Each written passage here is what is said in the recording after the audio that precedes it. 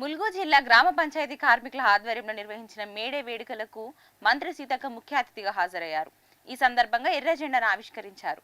దోపిడీ రహిత సమాజం కోసం ఎర్ర జెండాను ఎత్తిన అమరవీరులకు జోహార్లు అర్పించారు. ఈ కార్యక్రమంలో ఏఐటియుసి కాంగ్రెస్ నాయకులు, కార్మికులు పాల్గొన్నారు.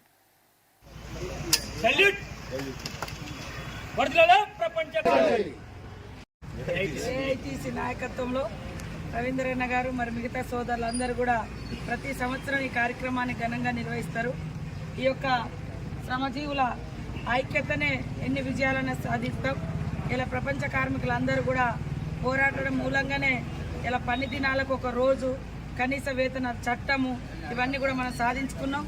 కానీ ఈ బీజేపీ ప్రభుత్వంలో అన్ని కార్మిక చట్టాలను రద్దు చేసి ఇలా బీజేపీ లాంటి ప్రభుత్వాలు ఉంటే రిజర్వేషన్ బోర్డే కాకుండా కార్మిక చట్టాలన్నీ కూడా రద్దు చేసి మళ్ళీ బ్రిటిష్ వారి కాలంలో ఎట్లయితే బానిసత్వంతో మరి పని గంటలు అనేది లేకుండా, వేతనాలు లేకుండా చేసే సిస్టాన్ని ఈరోజు బీజేపీ ప్రభుత్వం దేశంలో ప్రవేశపెడుతుంది. దానికి వ్యతిరేకంగానే అన్ని పార్టీలు, అన్ని కార్మిక సంఘాలు ఐక్యమై ఈరోజు ఎన్నికల్లో పనిచేస్తున్నాయి. ఇక్కడ కూడా ములుగులో కూడా మరి మనము అదేవిధంగా కమ్యూనిస్టు పార్టీలు మనం అందరం కూడా ఐక్యంగా పనిచేసి కేంద్ర మాజీ మంత్రి బలరాం నాయక్ గారిని గెలిపించుకుందాం. ఖచ్చితంగా ఆయన మళ్ళీ మంత్రి అవుతాడు. మన నియోజకవర్గానికి పూర్తి స్థాయిలో అన్ని రకాల అభివృద్ధి కార్యక్రమాలు కూడా చేస్తామని ఈ సందర్భంగా మా సోదర కార్మికులందరికీ కూడా తెలియజేస్తూ, మరి మొన్న అక్కడ అమాలి సోదరులకు కూడా ఆ బిల్డింగ్కు కొన్ని నిధులు ఇవ్వడం జరిగింది.